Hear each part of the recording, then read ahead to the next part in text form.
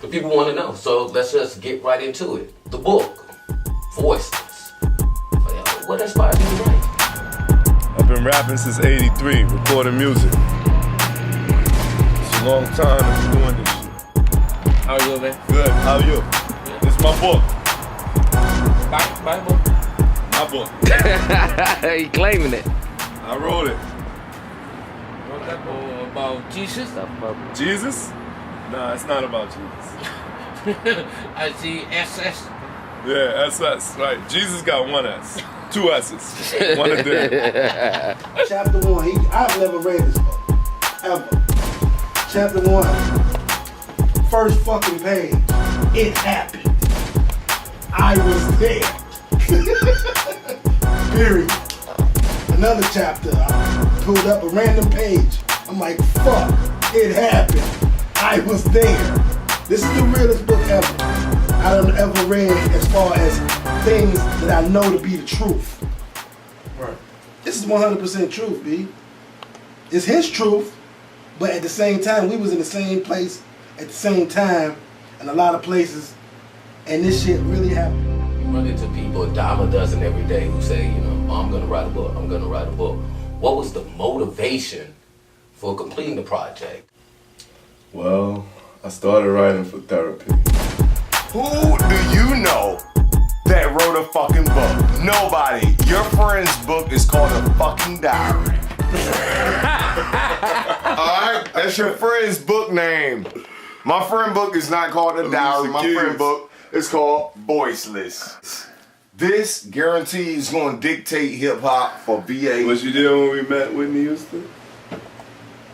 Yeah, at the 112 tour joint. Fox Theater. Yeah. Son, listen, I was there for almost everything that he can remember. Let's go. I must be a born-again Christian the way I drop signs. Let's Now I don't talk even about smile when I'm with my top clients. The criticism from the book before we delve into some of the stories. You touch on a lot of controversial subjects in this book. It's not just about hip-hop. I don't expect everyone to agree with me, but I still have a right to say what I said. Let's talk a little bit about that childhood and the environment upbringing. How much of your music is art and how much of it is escapism?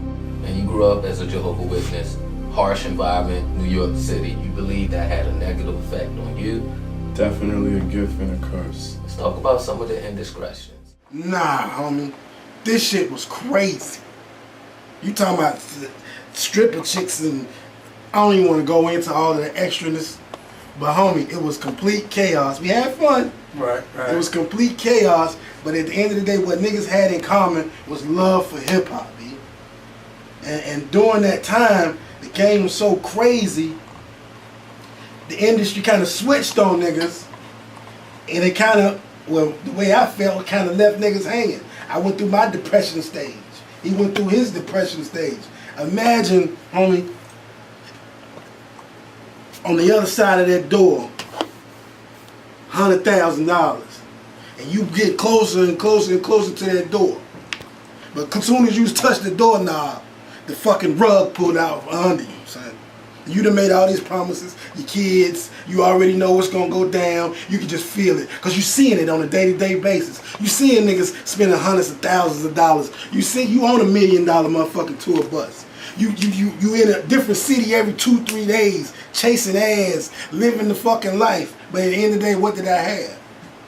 Nothing. Just a hectic lifestyle in general on a very individual and personal level. Why is that? Let's talk about the women. How much of it is, the chicken and the egg? What's the difference between a rapper and an MC? What do you stand on religion as a whole? How do you deal with that? I'm gonna let them fight that fight. Let's talk about music. Voiceless. Voiceless. Get the book, man. Voiceless. Yo, it's a pleasure to be here representing with Takeover and listening to their views and opinions on things. What's real hip hop stand like, man? Real hip hop stand right here at the Crush Group. longest standing hip hop event in Crush here, you know what I'm Groove. saying? Hey, yo. Chesapeake 757, baby. Come out here, Martini Lounge. Yeah, only the realest, only the voiceless, you know what I'm saying? Take over. We representing for the voiceless out here, man. The Commonwealth. You speak on another controversial subject in the book, race relations. Probably one of the hottest, longest running topics in this particular country. And there was a phrase you used in the book that really jumped off the page to me. And you called it racial discomfort.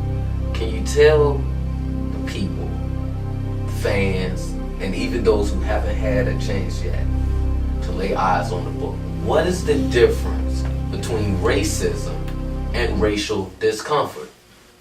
It's a huge difference, but it can look the same if you don't know what you're looking for. Here's the question. Books get published every day.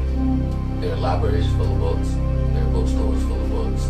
Yours is one grain of sand amongst the beach of books out there. Why read? What makes your book special? Yeah, it's about growing up, trying to get on in the music business, all the highs and lows, the roller coaster ride that you go on when you do not give up on your dream. Mr. Barclift is going to be the next Langston Hughes. I speak of rivers, nigga, what? I am America, okay? So, now we're gonna find out what happens to a dream when it's deferred and then when it's realized.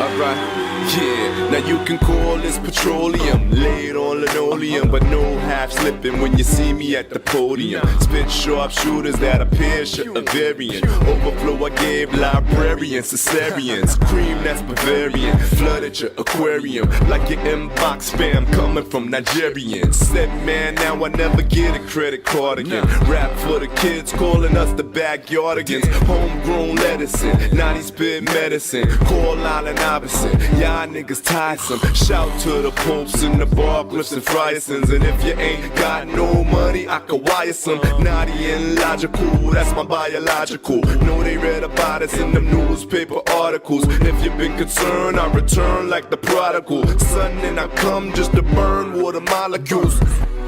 Does it help that I live? Would it hurt if I